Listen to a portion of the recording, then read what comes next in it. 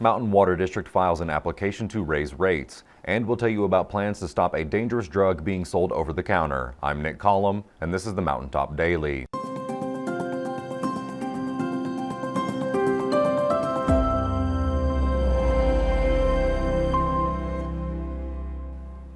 Mountain Water District has filed an application with the Kentucky Public Service Commission asking to raise rates by more than 20%. The application filed on Monday would raise residential rates by more than 22%. That would bring the average residential customer bill from nearly $45 to nearly $55, an increase of about $10. Other types of customers would also see increases ranging from about 24% to nearly 35%. The proposal also calls for a 13.5% increase to the wholesale rate charged to Elkhorn City, Jenkins, Martin County, and Mingo County. The utility says the increase is necessary because its current rates do not produce sufficient revenues to meet its reasonable operating expenses, service its long-term and short-term debt, and provide for adequate working capital. The new rates would go into effect December 10th unless the PSC suspends them during its review.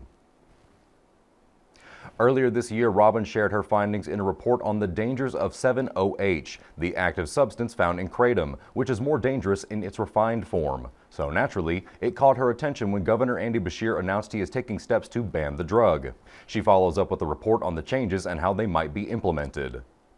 Last week, Governor Beshear announced that he will be taking action to classify 7-hydroxymetrogenine as a Schedule I narcotic.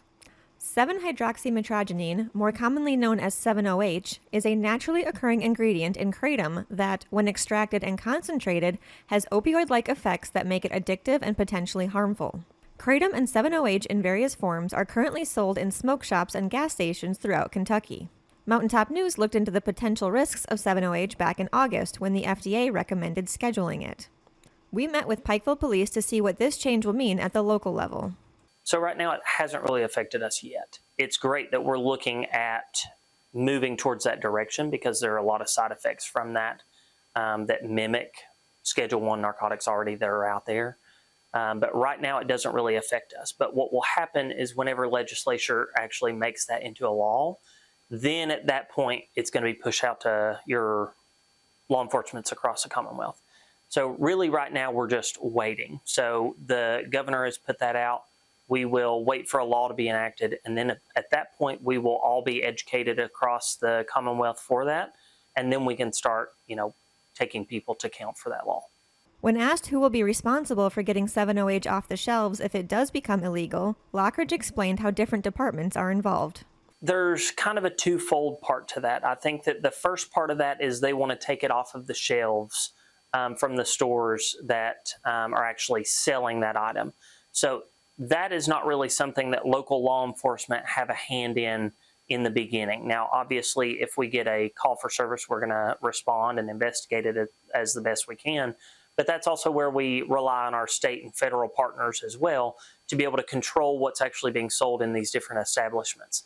Now, on the flip side of that, whenever we are on a street level, local level, that's where we start to look at the possession of or the trafficking of by the sales while they're on the street. That's where your local law enforcement are really going to have a hand in being able to help take that stuff off the streets. Reporting from Mountaintop News, I'm Robin Tillman.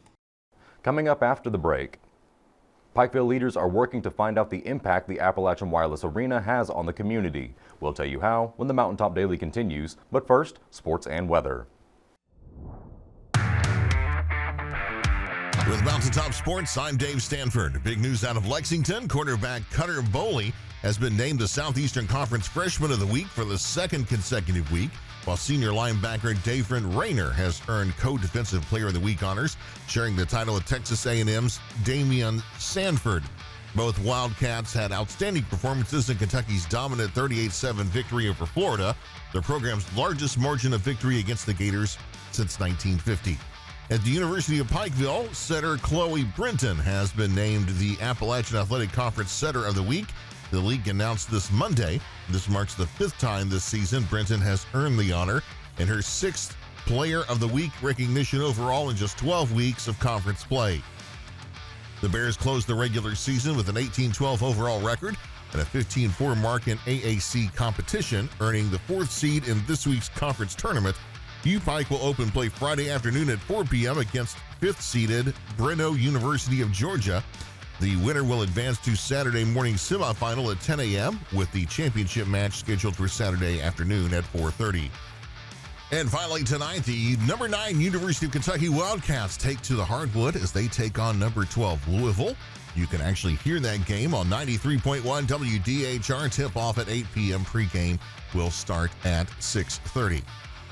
Don't forget, our Big Shot of the Week contest is still going strong. Head to mountaintop.news, click on the sports banner at the top of the page, and submit your best sports clips for a chance to win cash, movie passes, and a feature across our social media platforms.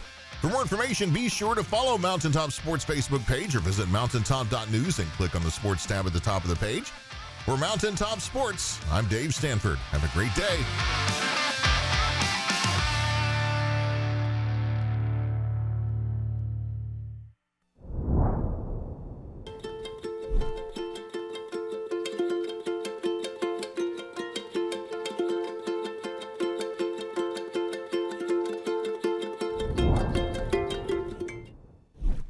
When the government took Social Security away from honest Eastern Kentuckians, Attorney Ned Pillersdorf got the hearings declared unconstitutional.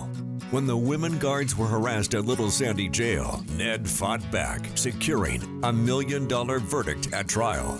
And when the state tried to shut down Cordia School, Ned fought back and kept the school open. Attorney Ned Pillersdorf fights for the underdog, and he's ready to fight for you. Hey, are you stuck with a carrier that doesn't get you? Yeah, we get it. So at Appalachian Wireless, switching is easy and way more rewarding. With our promotions, you can port your number, grab incredible savings, and enjoy a service that feels a little bit more like home.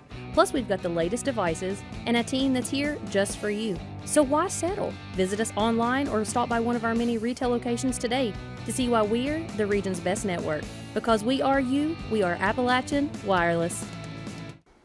We can all agree that the Appalachian Wireless Arena has a financial impact on the community, but how much? That's what city leaders are hoping to learn with a new study. Sheldon brings us the details. Pikeville city leaders took the first steps toward a complete economic impact study of the Appalachian Wireless Arena Monday, something last done roughly a decade ago. We talked to Pikeville Deputy City Manager Brad Sloan to learn more. Well, we feel like the arena has kind of hit another level in the last year or two. Just, concerts that bring in a bigger audience than it ever has before. And, we're always looking to have data to help figure out how we, invest the public's money and try to be good stewards. And so there was an opportunity to come along for us to partner with the Kentucky League of Cities, and they have a department that specializes in economics.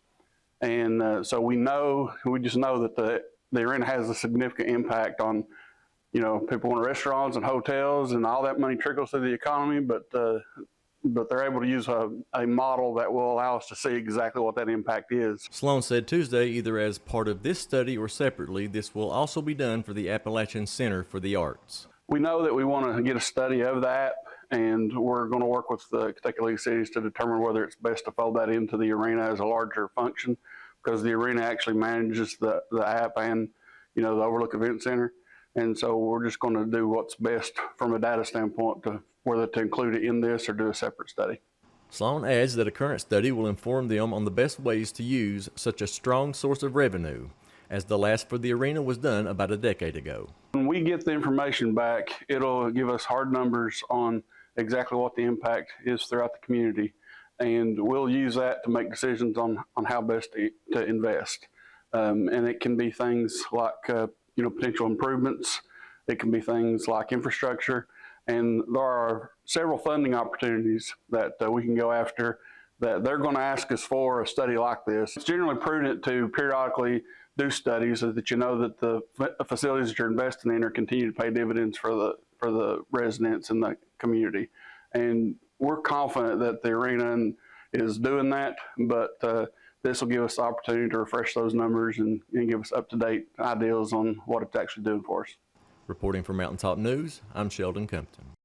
That will do it for this edition of the Mountaintop Daily. Be sure to check us out at 6 p.m. every weekday on Mountaintop TV, the Mountaintop TV app, and the Mountaintop News Facebook page. With your Mountaintop Daily, I'm Nick Collum for Mountaintop News.